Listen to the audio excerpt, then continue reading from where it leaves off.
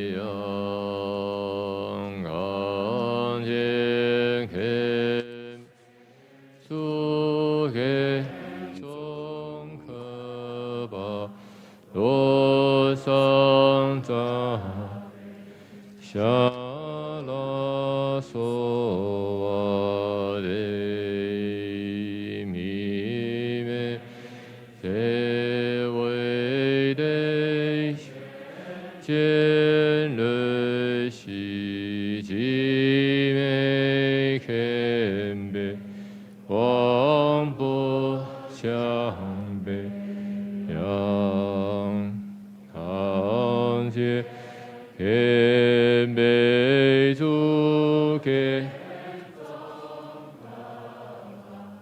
罗桑扎维夏拉索瓦德，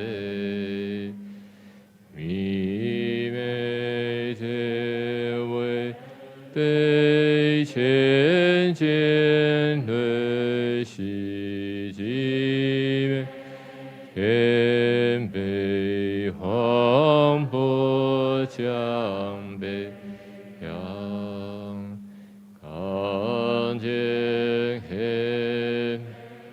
主根中可把罗桑扎比夏拉索华德，弥美切为对千见瑞西即美谦卑。王不强卑，昂见谦卑主根中可把罗扎维夏拉索瓦德，弥美德对千见瑞西吉谦卑王不强卑，仰康见谦卑主根中可把罗桑扎维夏拉索瓦。大众请起立。弥美杰为对千即美谦卑，王不强卑。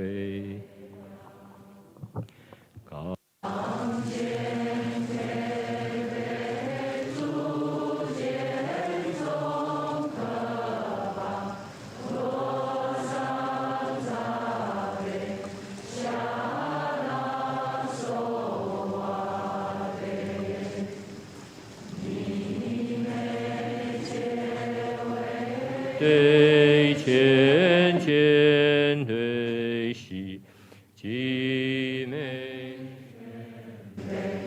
王不强卑，仰康见谦卑主根中可把罗桑扎维夏拉索瓦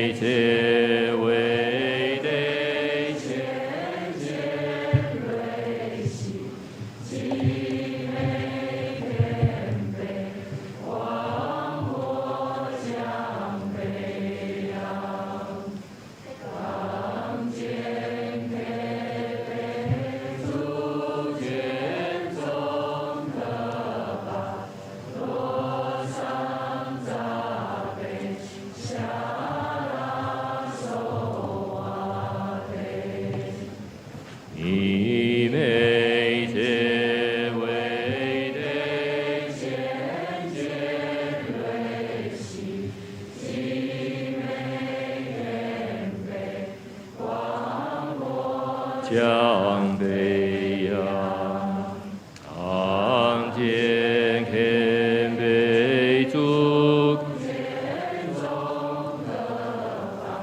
若上扎下拉手啊，以礼尊者3拜。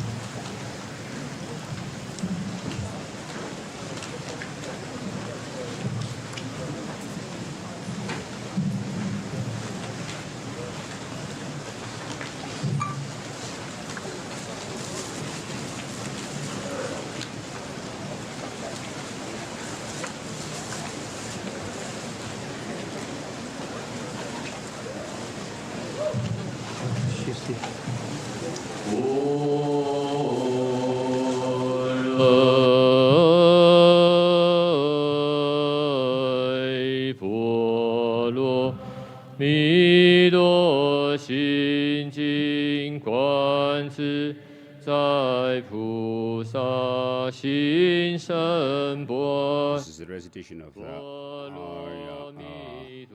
perfection, the heart of the perfection of wisdom sutra, Heart Sutra. 空度一切苦而舍离，舍不异空，空不异，舍即是空，空即是受想行识，亦复如是舍离。是诸法空相不生不垢不净不增不减，是故空中无受想行识，无眼耳鼻舌身，无色声香味触，无眼界乃至无意识，亦无明记，乃至无老死，亦无老死，无苦集灭道，无智亦无，亦无所得故，菩提萨埵依般若波罗蜜多，心无挂碍，无挂碍故无有空，远离颠倒梦，求纪念。三世诸佛依般若波罗蜜多，得阿耨多罗三藐三菩提。故知般若波罗蜜多是大神咒，是无上咒，是无等等咒，能除一真实不虚。故说般若波罗蜜多咒，即说咒也。波罗揭谛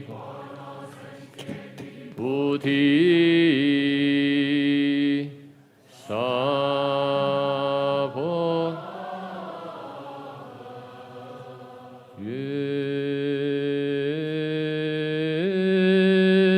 消三藏诸法那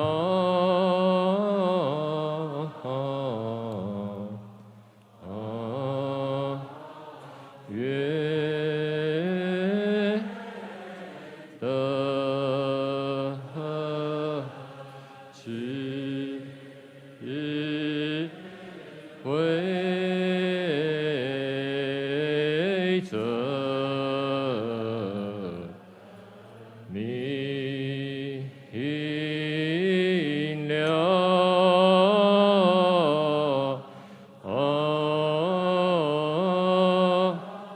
菩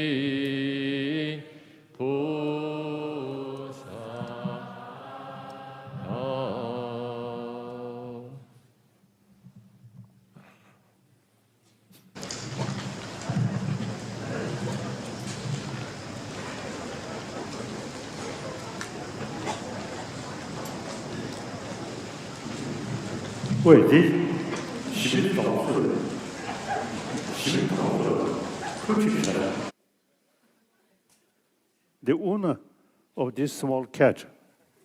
Whoever is the owner of the small cat, please keep the small cat with yourself. So if the cat is separated from its owner, it doesn't feel good. It won't feel good.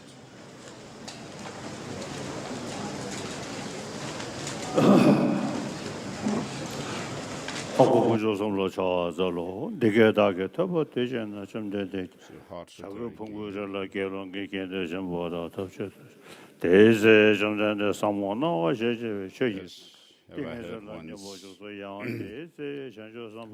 The Blessed One was saying in Rajguru Peak, along with the great community of monks and the great community of Bodhisattvas, and at that time the Blessed One entered the meditative absorption of the varieties of fundamental cold appearance, the profound at that time as well, and the Bodhisattva, the great being, clearly beheld the practice of the profound perfection of wisdom itself and saw that even the five aggregates are empty of intrinsic existence. Thereupon, through the Buddha's inspiration, the Venerable Shariputra spoke to the noble Avalokiteshvara, the Bodhisattva, the great being, and said, "How should any noble son or noble daughter who wishes to engage in the practice of the profound perfection of wisdom train?" When this had been said, the holy Avalokiteshvara, the Bodhisattva, the great being, spoke to the Venerable Shariputra and said, "Shariputra, any noble son or noble daughter who so wishes to engage in the practice of the profound perfection of wisdom should clearly see this way.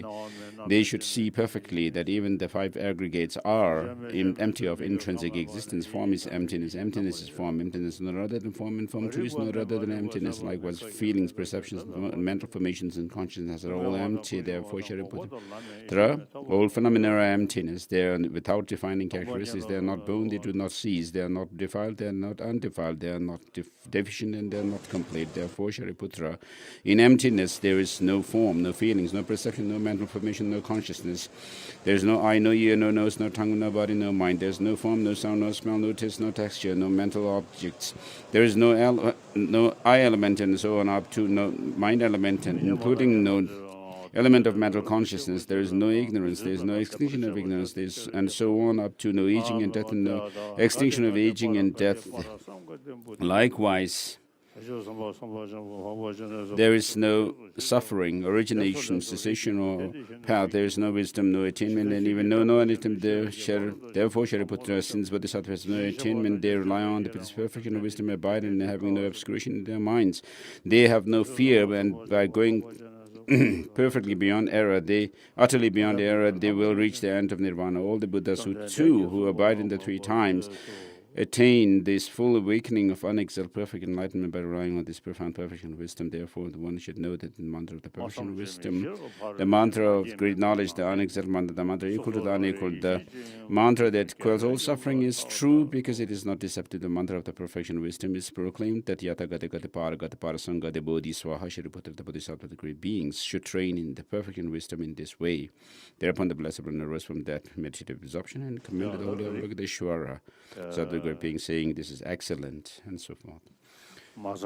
So today we'll have a general introductory teaching, and then because the Chinese Dharma friends have requested me to teach the second chapter of Pramana-vartika, Garika, in Rinpoche, Master Tsongkhapa's destiny fulfilled, it says 남들이 애니식이다. that this Pramana-vartika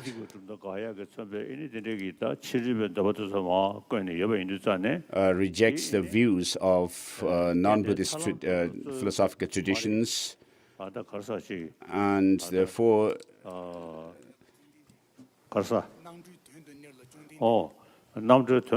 those seeking liberation, the text says that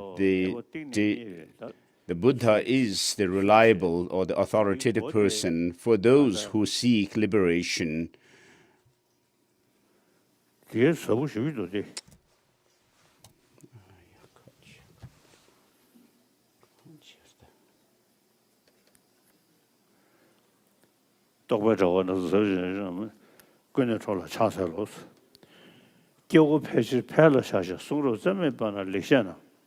So in the beginning of the Pramana-vartika Karika, it says in the first,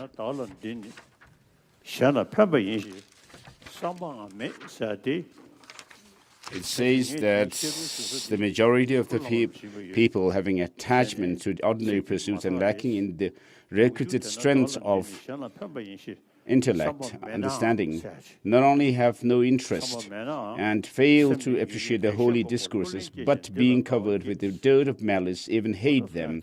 I do not therefore entertain the thought that this work of mine will be of benefit to others, but my mind, having developed an obsession fostered by prolonged study of science and scriptures, is bent intent upon this task I desire to compose.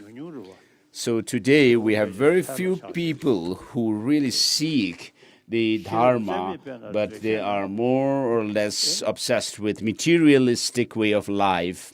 So this text, what Master Dharmakirti says here is true. So of course all religions teach us to be kind, to be altruistic, and particularly this Nalanda tradition of Buddhism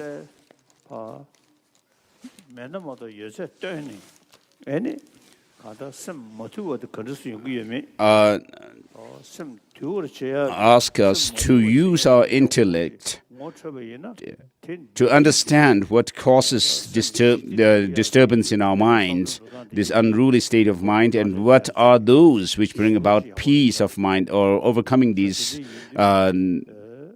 undisciplined states of mind. These are explained very clearly in Buddhism. And so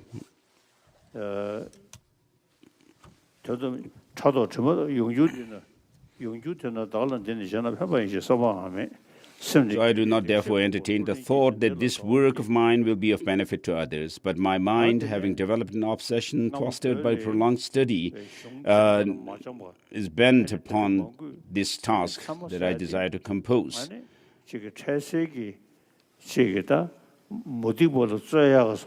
So in Tibet in the past, there were scholars who said that this text, these texts by Master Dharmakirti and others on logic and epistemology have no use for those seeking liberation, because they do not teach the practices and the paths to liberation. Whereas Master Tsongkhapa, having studied all these texts, so the verse that I was trying to quote from the destiny or fulfilled, or says,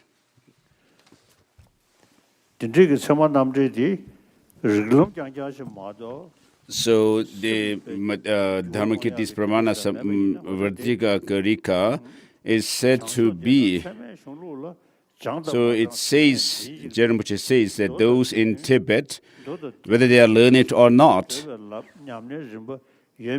say unanimously that these, the Pramana Samuchaya by Dignaka and Pramana-vartika and Karika and so forth, the 7 texts by Dharmakirti, do not teach the path to liberation. But they also accept that Manjushri himself told Dignaga in a vision that his text would, his work would be like an eye to the world in the future. And so I find these two contradictory, and therefore having studied the Pramana-vartika Karika, I have found that the Buddha is a reliable, the Pramana-vartika Karika teaches that the Buddha is a reliable teacher, and his teachings are the factors or the means for liberation. And therefore, he says that I have found this. So I found, having studied these texts, that my pursuit has been beneficial.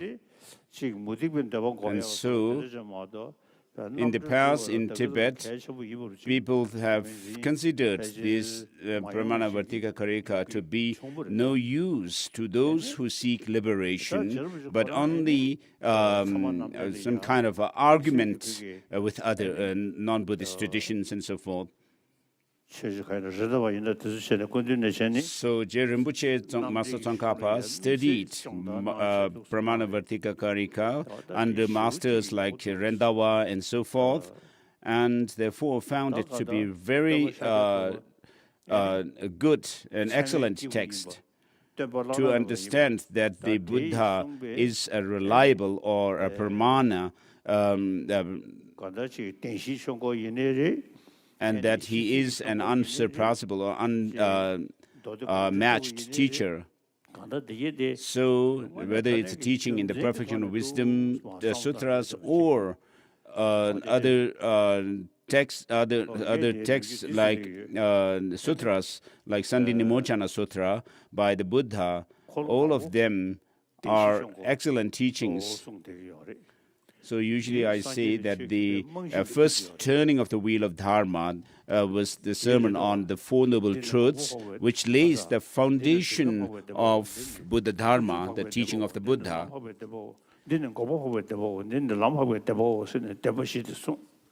So the Buddha said, this is the true suffering, this is the true origin, this is true cessation, this is the true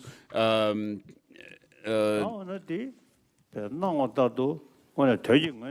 path, and then he goes on to say the suffering must be understood, origin must be overcome, and this true cessation must be actualized, and then the path cultivated.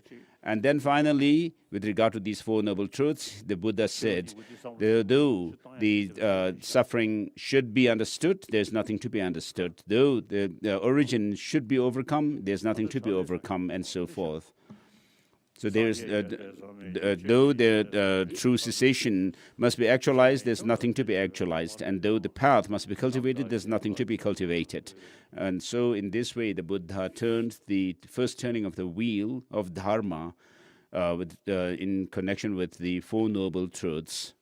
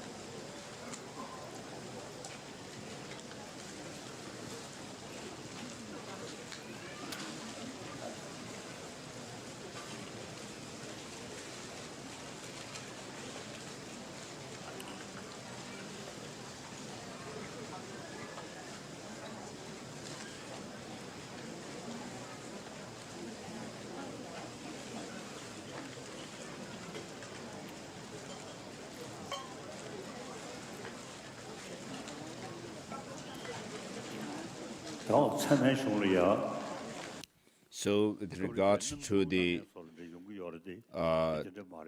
texts on pramana, logic and epistemology, there were, of course, people who belittled them, and that is not right. So if you study them, you will find it is very important to study the Pramana-vartika karika, because it uses the reason and logic to prove the reliability or the authoritativeness of the Buddha and so forth. And so Rinpoche Tsongkhapa himself pursued the study of these texts on Pramana-vartika karika, as he said in the Destiny Fulfilled. So it's these texts on logic by Dharmakirti and so forth actually goes through reason to prove that, uses reason and logic to prove the Buddha to be a reliable person and not just based on faith. So the Buddha himself has advised us to check his teaching well and not just believe in what he has taught. Check through reason and logic. Whereas most of the other religious traditions are based more or less on faith. Whereas, on the other hand, Buddhism, and particularly the Nalanda tradition of Buddhism, emphasizes using reason and logic to demonstrate the truth of the teaching of the Buddha. So today, science, there is so much advancement in science, and many people, scientists and so forth, who are not biased, but remain neutral. They take interest in the teaching of the Buddha, and particularly with regard to the workings and the system of mind and emotions, they are explained in great detail in the Buddha's teaching. And understanding these, it helps to keep our peace of mind. Whether you believe in a religion or not, amongst the scientists, whether they believe in religion or not, they say that if you have peaceful state of mind, then your body also remains very calm. And whereas if you are full of anxiety, anger, hatred, and so forth, you lose peace of mind. So the peace of mind, the main factor for that is the practice and training of altruism or love and compassion. So the practice of love and compassion, meditating on or cultivating love and compassion helps gain peace of mind.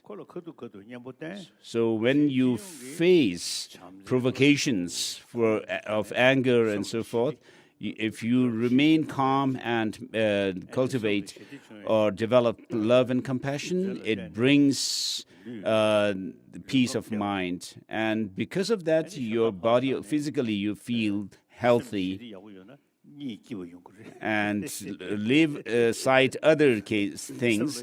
If you have peaceful state of mind, you'll sleep better.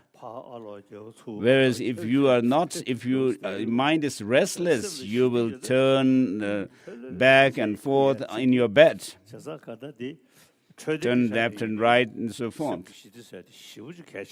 So health-wise also, peace of mind is very crucial. So peace of mind may be to a very small degree brought by some kind of sleeping pills. But if you are able to have a compassionate state of mind towards other sentient beings, all sentient beings, then you will truly have peace of mind. We all talk about peace in the world, but the true or real peace must be brought about through a kind and warm-hearted, kind state of mind and warm-heartedness. And we talk about world peace. While talking about world peace, if we are full of anger, hatred, and so forth, you are contradicting yourself. So non-violence, if you follow the philosophy of non-violence, then the weapons and wars and battles become irrelevant to us. So today, we have 7 or 8 billion people on this earth. All of them are same in wanting happiness and not wanting suffering. It is not about any religion or spiritual tradition, but right from the time of our birth, we have been nurtured and cared for by our mother. So I have this plan to have meetings with higher institution, people in the higher institutions in India. So of course, when we were children, as children, we the sense of kindness and warm-heartedness and so forth were quite fresh in our mind.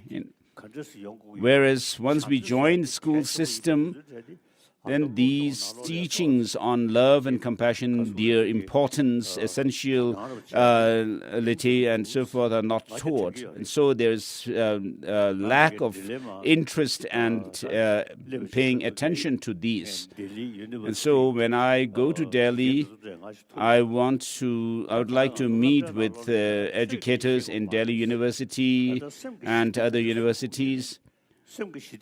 So what we are going to talk about is how we disturb our peace of mind and what actually disturbs our peace of mind. So if these knowledge could be introduced in the school system, in the education system, it will be really beneficial for everyone, from the junior kindergarten up to highest institutions. So the Indian tradition of karuna, compassion, and ahimsa, the non-violence, have been practiced in India for thousands of years. So, of course, non-violence or not harming others has been promoted by Mahatma Gandhi. And so in his struggle for India's independence, he used non-violent means. And therefore, in Africa and other places, there were many people who followed Gandhi's principles and struggled through non-violence for their rights and so forth. So the non-violence has been promoted very widely by Mahatma Gandhi. But we should know that non-violence, the source of non-violence, ultimately is compassion and love. And so I would like to have discussions on this with the educationists or in the higher institutions in Delhi. And so in India, there's been talk about the love and compassion since ancient times. Not only that, in all religious traditions also, these are always taught. So whereas other religious traditions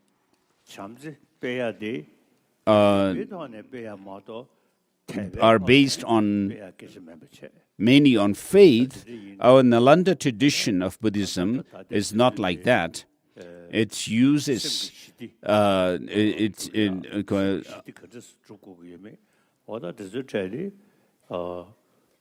works to promote this through logic.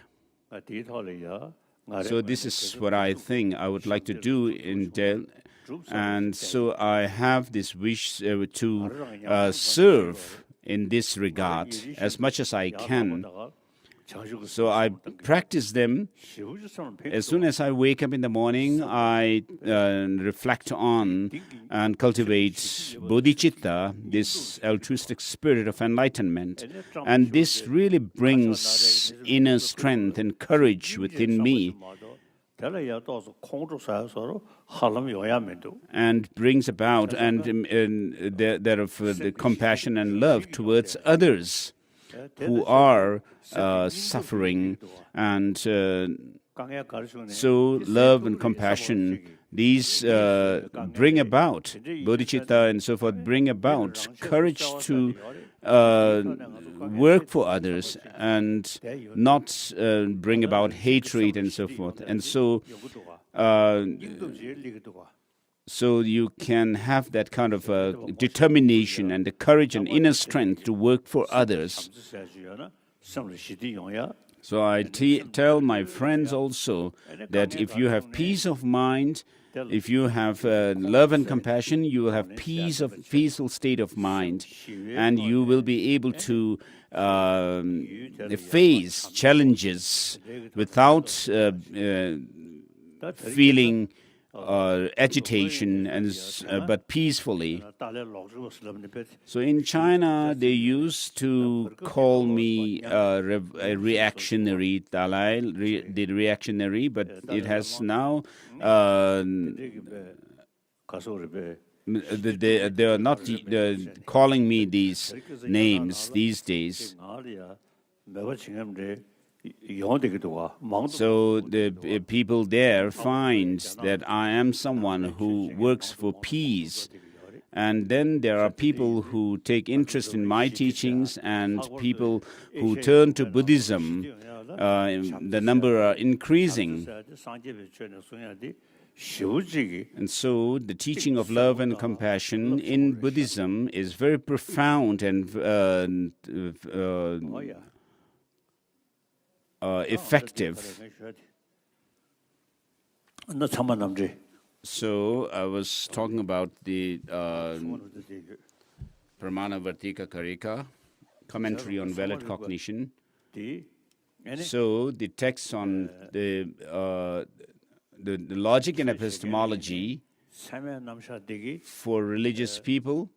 Also, this helps to bring about very firm faith and in the teaching, and stable faith in the teaching. So in the second chapter, where it says,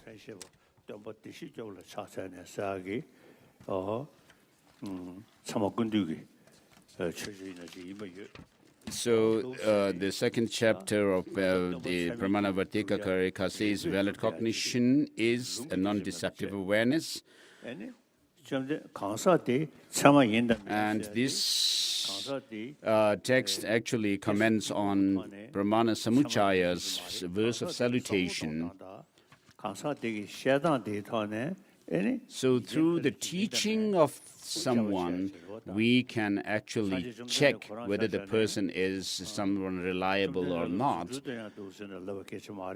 And we are not saying the Buddha is someone authoritative and so forth, not because he displayed miracles and so forth, but through his teaching, that he teaches love and compassion,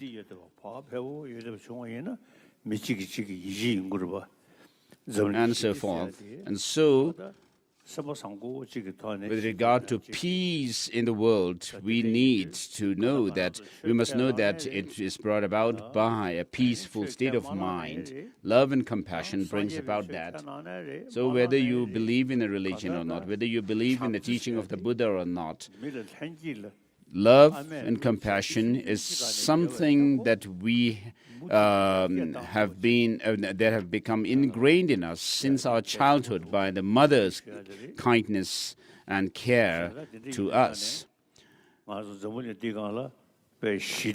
And so, in order to bring about peace in the world, we need peace of mind. And we are followers of Buddhism, and particularly the Nalanda tradition, in which the means of developing peace of mind is taught in great detail. And so we should pay attention to this. I mean, there's no need to think about the future life, but even in this life alone, in order to live happily, peacefully with our neighbors, I mean, we should study this to have peace of mind through love and compassion.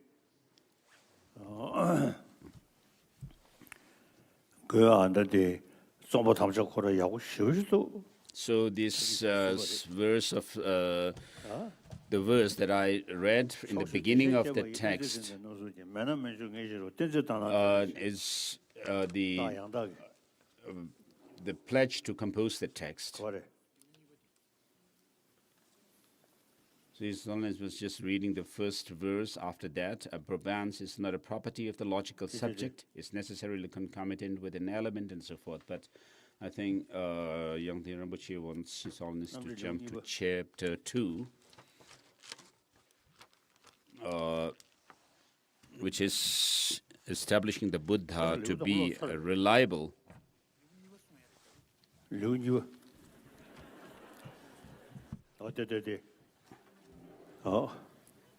So we are going to go through.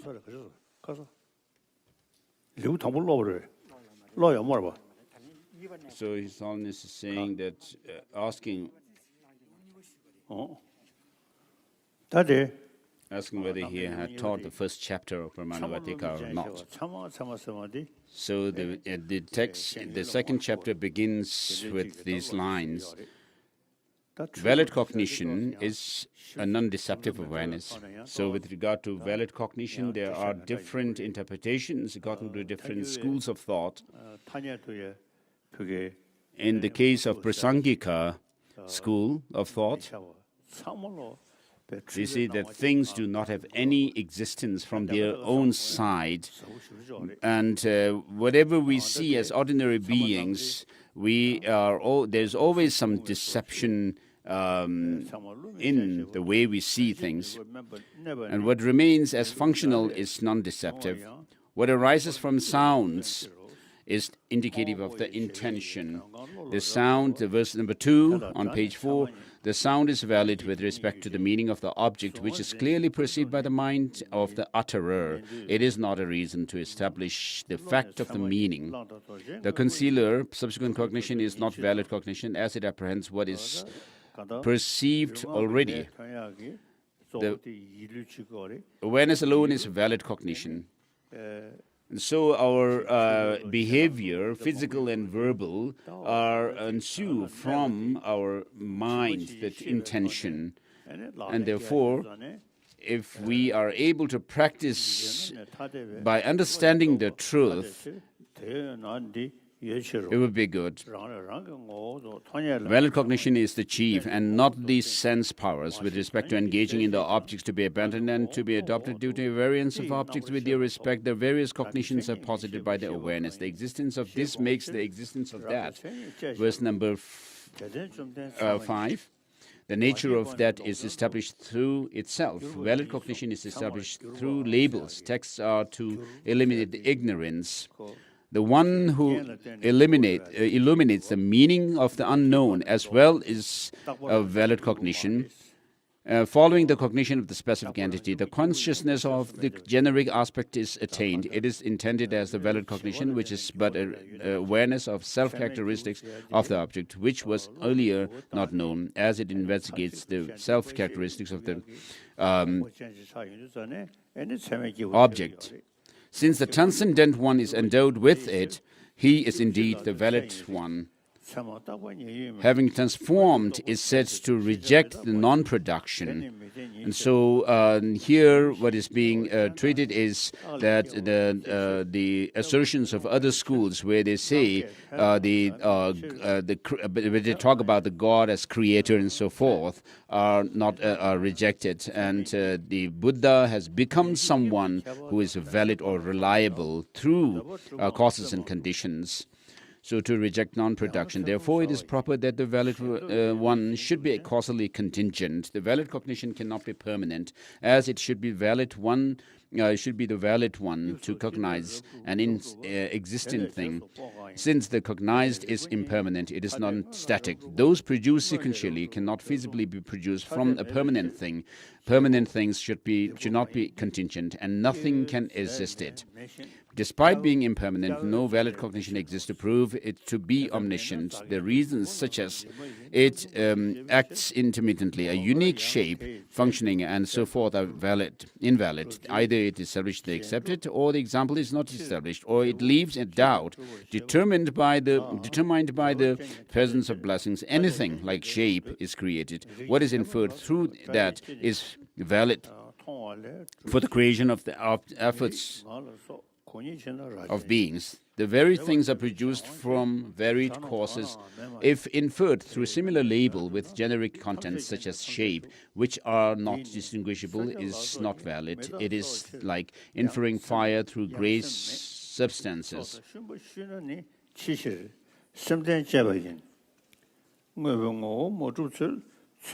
So, reading through verse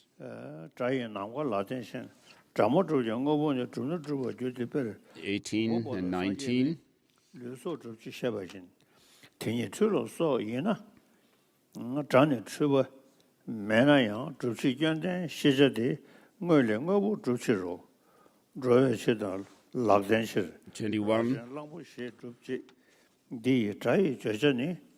Please follow the text if you have. So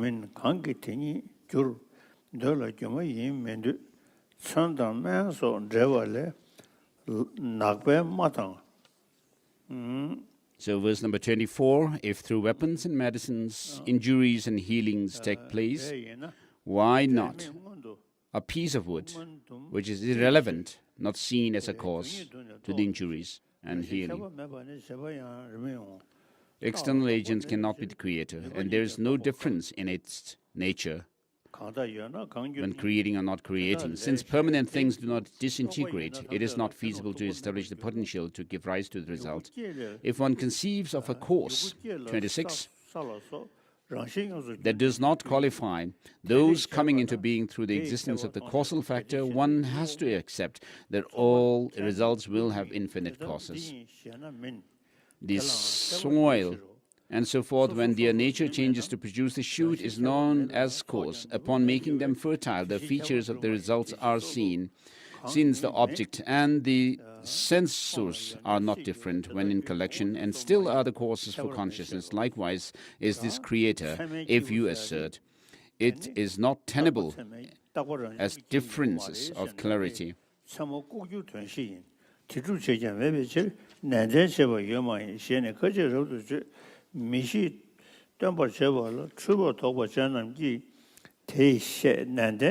verse number 31 says that the valid one, the Buddha, should be the one to cognize the hidden phenomena, yet there is no reasoning to prove it, and there is no one to exert consistently towards attaining that. Opponents argue thus. The ones with doubt in the mistakes made by confused teachers, in order to be careful in the veracity of teaching, seek those who are knowledgeable. Therefore, they investigate to see if he has the wisdom to realize the purpose of the aspirant. That he realizes the number of the insects is not of any use for me. And the one who realizes what is to be abandoned and what is to be adopted, along with the means, is indeed accepted as a valid one. Not the one who knows the number of all insects and so forth. Whether or not one sees things as at a distance, the one who sees the suchness as intended is relevant. It is if seeing distance is the valid one, seek vulture. And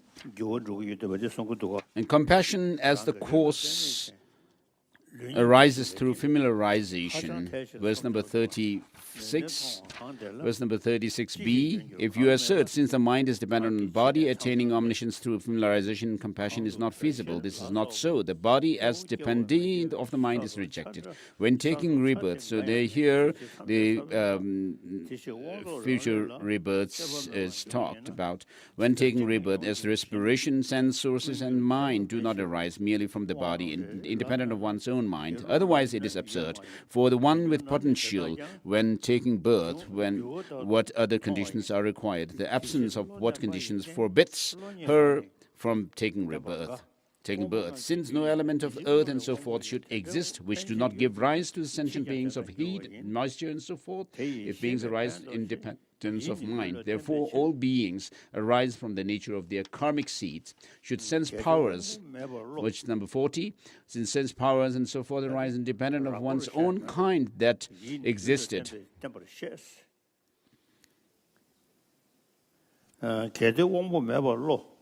뭐이 대한 대매버 대당 편수 균이베 대실 편수 규정이 림잼 메레 림잼이 캐버러잼이 되방하면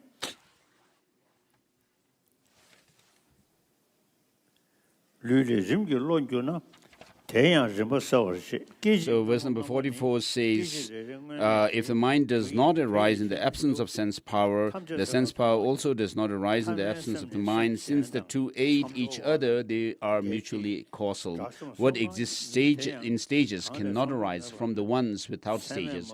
If it cannot be dependent, as it is not affected by conditions. If you assert that the mind arises in grades from the body, which accompanies the earlier graded mind, then the body as well is seen as sequential. The former moments of the body should be cause of the later moments of the mind. Therefore, the mutuality of causation is seen at all times. Verse number 47. What contradict exists for the last moment of the mind to connect to the next mind, and so forth. 거식 세나 심균라 판도 제방이யும் 라떼 품소라네 메소신 재정신에 도보민 류니 네버니는 심 도보메버 태완요 대여는 온규실 텔렌중고 대마이 룽진보다 전반이 배즈메바 간래 저다 표준 지벌레 표준 지버 토완요 대달라야 태워서 심규에는 소모에 네베 편지 현다자 간지 균이 임번데 개디 동불로서신 예배 메진 류규민 시외 예배 냠교시 라야 초다던 줄 개디 메네 도나야 신기 교원 메도신 되네 도고 메자는 마이 소셜 유시로 알라메조 가시네 라란 줄 개버지 가시 도고 인실별 신더설라 메신 당부 총양 도보민 알라도 롱원 줄체강 데네라야 중주데 서지사와신 니신노 중세 소저 민저와 최신 예버 가시럼 세세치로 예버시 예나소미 매바니 시외 두소 도시럼 대의 서신제례장 교회 교당 자와나 Verse number 61. Why not the dead reverse to life by becoming freed of the causes for change? When the poison which kills is removed by the mantras or through cutting the bidden piece, in the absence of the changes or without the changes in the substance, no change will potentially ensue. It is like not coming into being of a vase. In the absence of change in the clay, without a change in the object, if some other object changes, the former cannot be substantial cause of the other. It is like an ox and non-ox. The mind and the body are the same. As the ox and non-ox, the resultant mind coexists with the body, since it arises from the earlier moment of the mind as the substantial cause, and the earlier moment of the body as the cooperative cause. They are like fire and molten copper. Verse number 65, 66. Dinne mechedan nebe gyuni chishisha kedebana chosoki tenjishana dilansong ngano gejererini jigna ngo gyun tedabor kikyu yinchir te tenchir tedamena rigmayin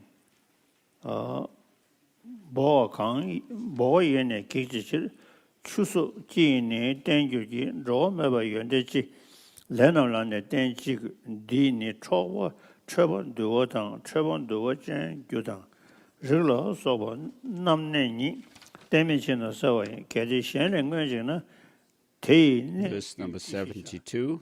Tei never gyuchishas. If an object disintegrates due to another factor, what can the cause for abiding do? If disintegration happens without another factor, the cause for abiding is impotent. Those with permanent dependi will have abiding. All that is produced are with permanent dependi. Therefore, all phenomena will never disintegrate. If one has the nature of disintegration of its own, what other factor exists to make it abide? If one does not have the nature of disintegration of its own, what other factors exist to make it abide? In the absence of increase and diminishing of the body due to the actions of similarity of the mind, intelligence and so forth are seen to improve and diminish. And 76, such is not existent in the dependents, such as firelight and so forth. That body can also affect these intelligence and so forth, as it is not the case that the sensory mind does not receive benefits from the body.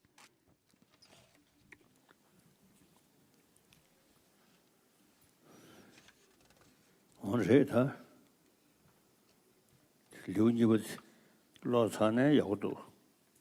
it would be good to finish reading the second chapter for me.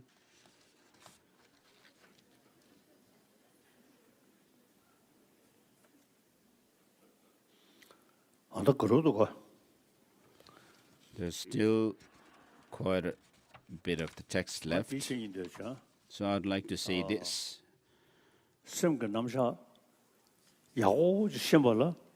order to understand the workings and system of mind, in the highest Yoga Tantra, when there is presentation and explanation of the degrees of subtlety within the mind, we should know this. There are the external sensorial consciousness, dependent on the physical faculties, and then there is mind, which is mental. And so within the mental, there are degrees of subtlety. And we have the gross state of mind, and then the subtle states of mind, such as those of the 80 different conceptions, the what are known as the states of mind within the whitish appearance, reddish increase, blackish near attainment. After that, then the clear light state of the mind at the time of dying.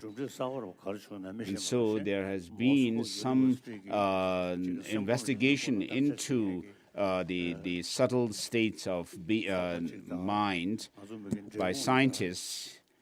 I have no idea what further progress they have made, but we have some Russians from the Moscow University who wish to check investigate the subtle states of mind through instruments. They have left instruments in Bangalore. And so once the grosser or the coarser state of mind subside and stop working, the innate clear light or the luminous state of mind still remains within the body, and therefore we have people who sit in meditative states called Tugdam in our community. So what is taught in the highest Yoga Tantra about the subtle state of mind is actually factual. So once a person is in that meditative state, after all the states, the gross states of mind have subsided, it may be difficult unless they are very familiar with the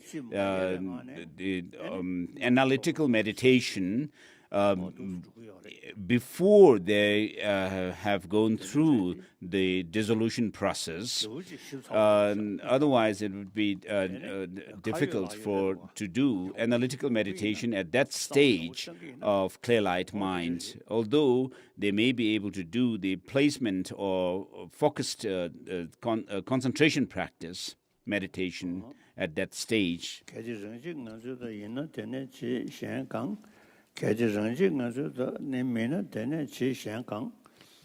Verse number 74.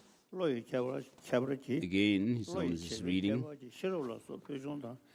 If one has the nature of disintegration of its own, what other factors exist to make it abide? If one does not have the nature of disintegration of its own, what other factors exist to make it abide in the absence of increase and diminishing of the body due to the actions of familiarity of the mind? Intelligence and so forth are seen, to improve and diminish. Such is not existent in the dependence, such as fire, light, and so forth. And then, verse number 77, at times during increase and decrease in the strength of the body, the flaring of attachment and so forth happen due to the pleasant and unpleasant feelings. The feelings in turn are determined by the internal objects of tactility, which is given rise to by the balance of elements and so forth.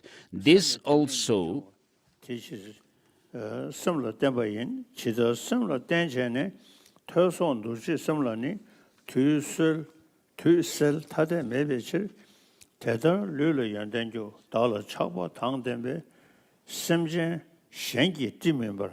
It is like, there is now verse number 79, it is like for some hearing and seeing, tiger and blood cause loss of sense, since the mind is purely determined by the actions of the earlier mind. The subsequent mind cannot arise without the previous moment of mind. Therefore, the mind is dependent on the preceding minds and not the body. Just as by the dependence on the body, on the mind, processes such as learning are seen in the subsequent moments of the mind over time, the same qualities are learning should happen to the body, as it is not different from the mind. And since the beings are endowed with attachment for the self, without others driving them, they appropriate inferior birth due to the desire for achieving happiness and eschewing miseries. The beings are shackled due to the misperception of misery and attachment. Those who are freed of these factors will not be born in samsara.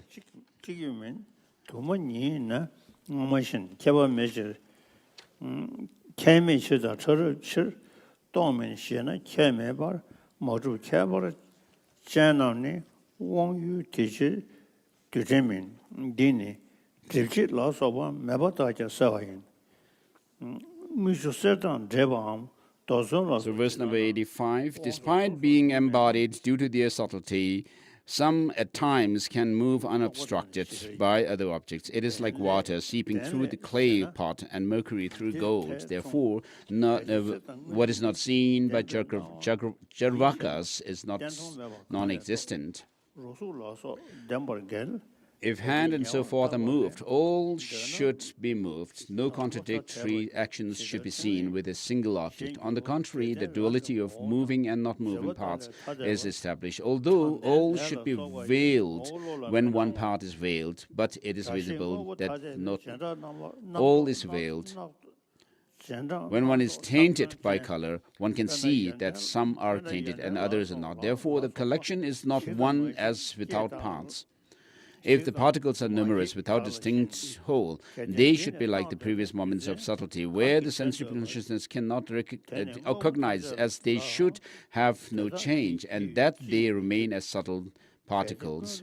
It is not established of the sameness of the object before and after. The form is not with distinct feature is not subtle particle, as it is the object of sensory consciousness.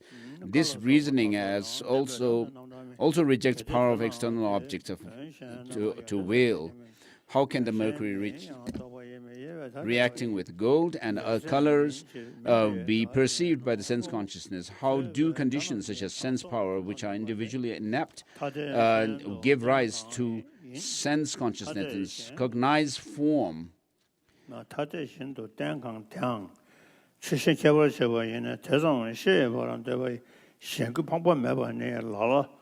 So verse number 93, 94.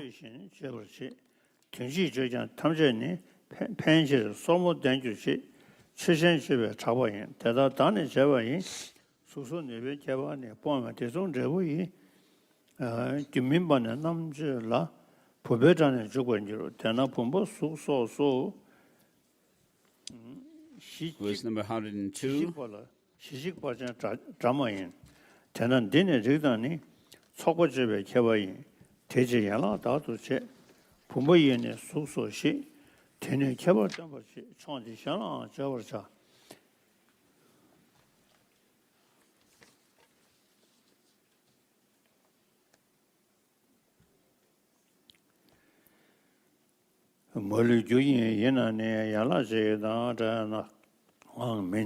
Verse number 105.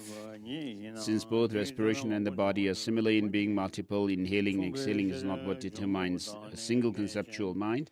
Even if it is one respiration, many conceptual minds should manifest, as the causes are forever immediate. If it is not the cause of multiple minds, sequentially as well, it cannot be the cause, as there is no difference for it being unchanging. Even with a single respiration, multiple minds arise to apprehend the objects. The previous position that with one respiration only one conceptual mind arises is not established. 107. If the multiple objects are cognized by one mind, it would cognize the multiple objects simultaneously. There would then exist no contradiction in it, seeing all phenomena simultaneously in sequence as well. It cannot cognize multiple objects, as there lies no difference between the sequential and the single minds in not having the appearance aspect. If you assert that respiration in manifolds, which arises one at a time in temporal sequence, but not from one's own type, is the cause of such a mind, without the cause for having the sequence, how can various moments of the respiration have sequence? If the former types of respiration are the causes, the first moment cannot possibly have respiration, as it does not have such a cause.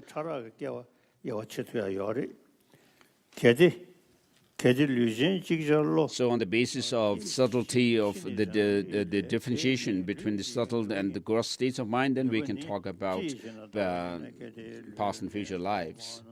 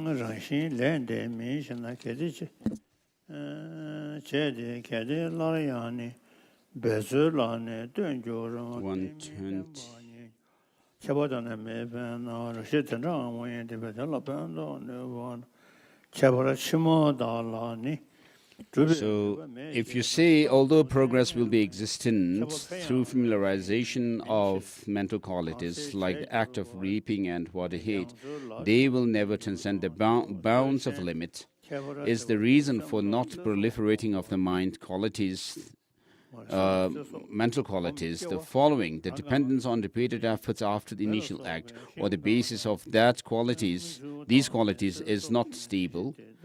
The nature of mental qualities is not as such, whereas for the leap and water heat, the potential which aids the leap and water heat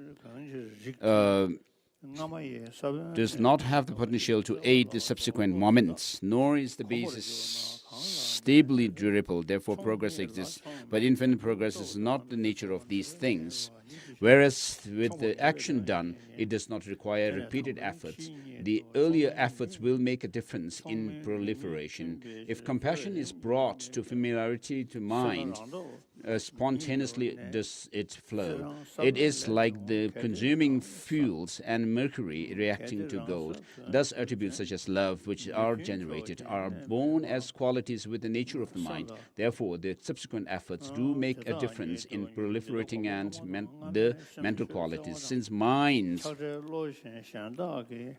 such as loving kindness, being of the nature of to proliferate by virtue of the seeds of the previous type continuum, how will it remain static if one familiarizes oneself with it? Whereas earlier moments of the act of leaping do not proliferate into the next higher measure of leaping, as the power of the causal force and efforts are definite with limitations. Therefore, the act of leaping is with definite limitations. Initially, the person cannot jump as in the future.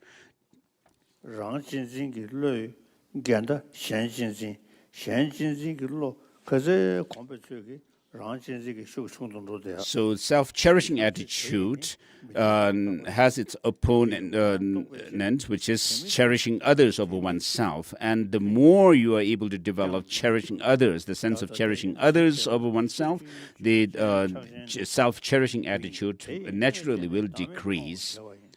Verse number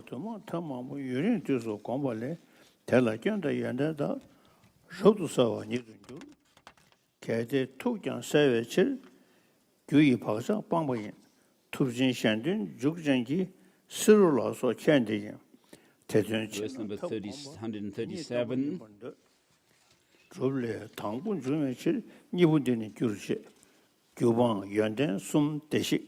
Holiness was commenting on verse 137.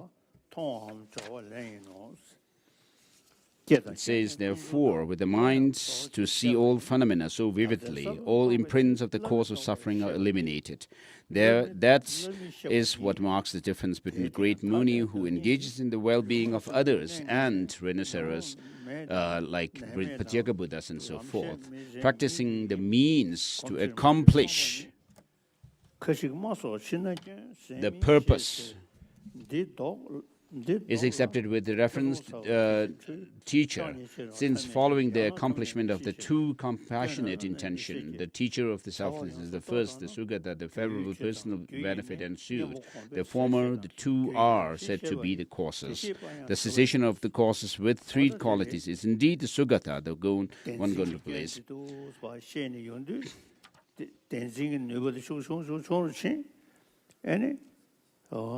So when you're self-grasping, grasping at some true existence in things is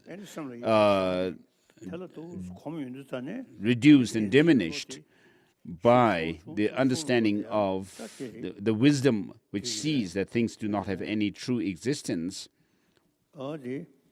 then this, with the increase of this wisdom, the grasping at true existence of things will decrease. So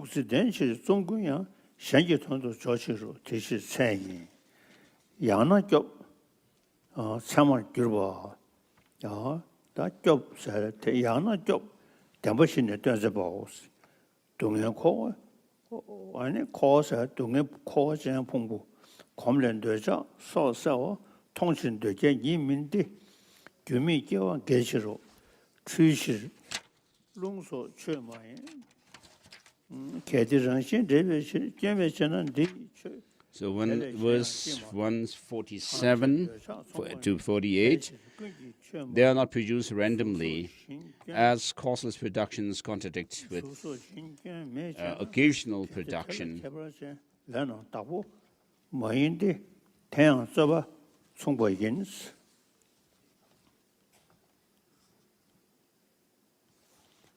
다들 샤샤무죠.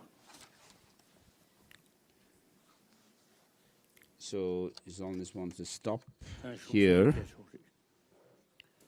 verse number 151 perhaps.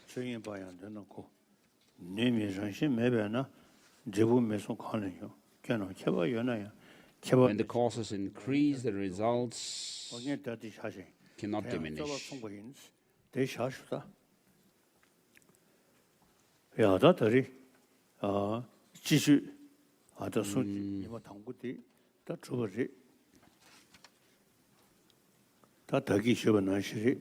So we are done with the first day of the teaching, the 3-day teaching.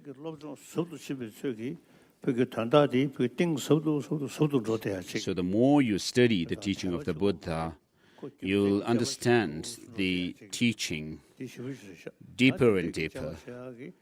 So it's not only about faith, but through reason. So, of course, with regard to using logic in our study of Buddhism, the Pramana-vartika karika is the text that we should base on to study logic and epistemology. But with regard to the philosophical assertion, this text asserts the philosophical positions of Sautantika and Chittamatra, the mind only and the Sautantikas. So, of course, we can use logic and reason to come to conclusions about the truth or the reality of things. Even in quantum physics today, they say that things are merely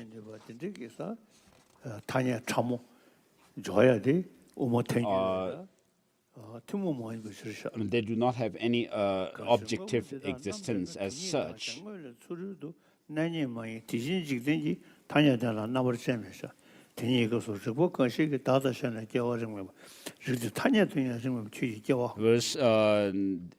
So, in order to come to the understanding of the ultimate reality and truth of phenomena, we of course need to rely on the Prasangika school of thought, as it is presented by Master Chandrakirti in Madhyamaka Avatara, who says that if things were to have any objective independent existence, then there would be 4 logical fallacies one would have to face, and that you cannot assert. Whereas by following the teaching of the Buddha, as Master Chandrakirti again says in the Madhyamaka Avatara, by developing the light of wisdom within themselves, the bodhisattvas fly across the ocean of samsara and goes to the other side of the ocean of samsara, which is liberation, with the 2 wings. So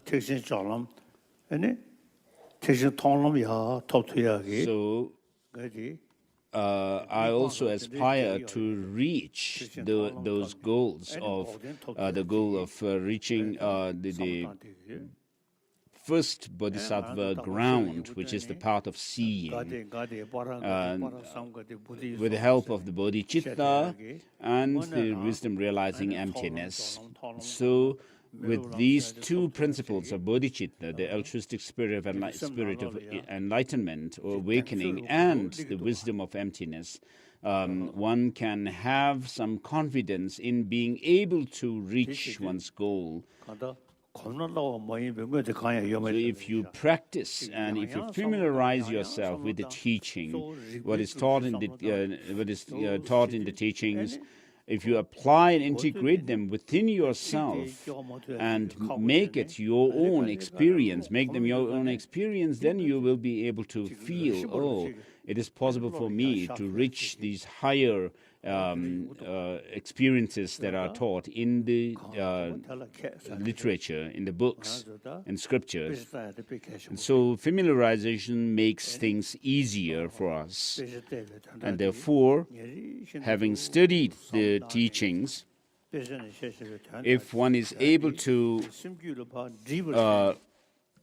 reflect on what you studied and then make them your own experience through familiarization, then you will, in a way, feel that these becomes your experience, some kind of a solid experience that you can feel within yourself. So verses, chapter 6 of Madhyamaka Avatara, verses 34, 35, 36, 37.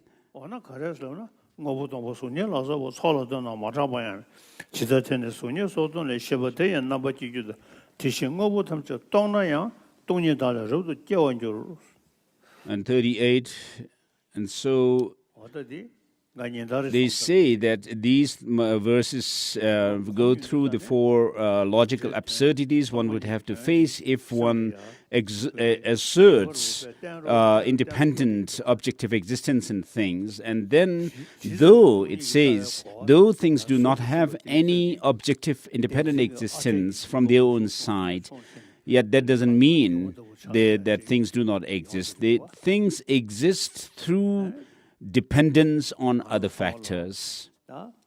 And so things exist by way of dependence and designation, though they are empty of any independent existence. And so without being obsessed with external things, if you apply these teachings within yourself and reflect on them through reason and logic, you will be able to weaken your perception and conception of the independent existence of things.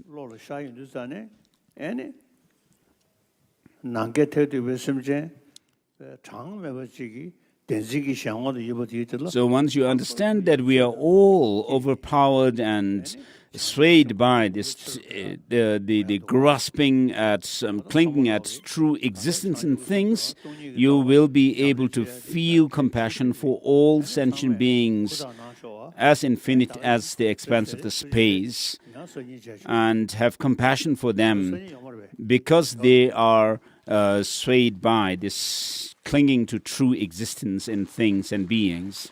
So with this, I conclude the teaching today and will continue tomorrow.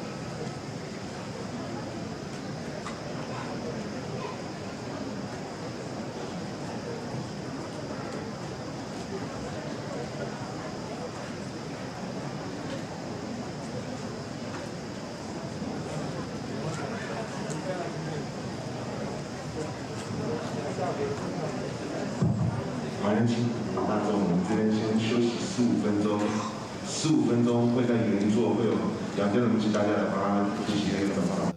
所以我们先休息15分钟，15分钟后在原位的话，会有杨天龙牧师来帮大家复习。